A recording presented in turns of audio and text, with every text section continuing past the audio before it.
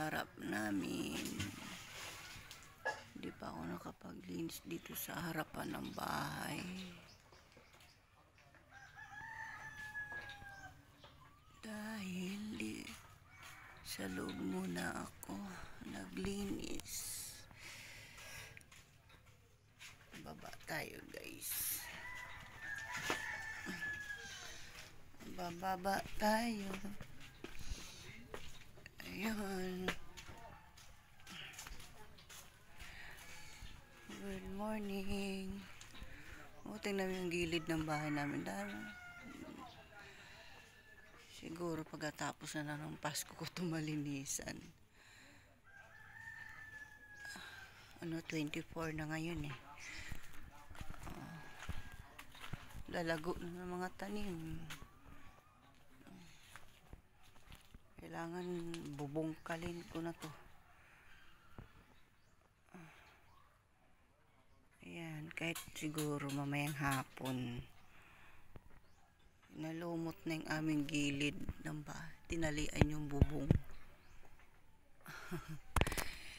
Tinalian yung bubong dahil baka tumuklaw pag may bagyo.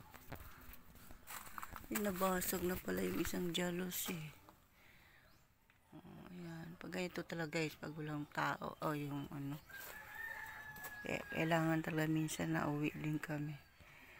Hello, Mingming. Hello.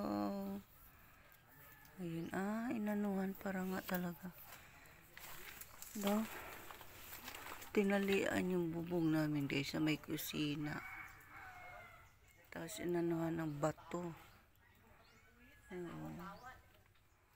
Ayan, maglinis talaga ako dito mamayang hapon.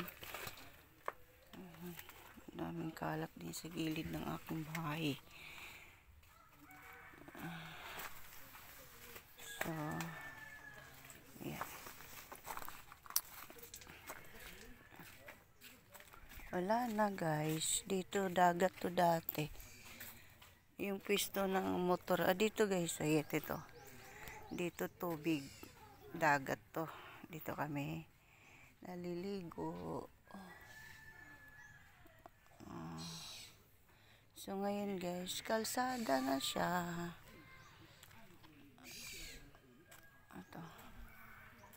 Kalsada na.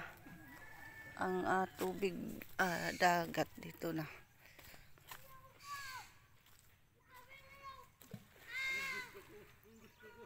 Ayun, kalsada na.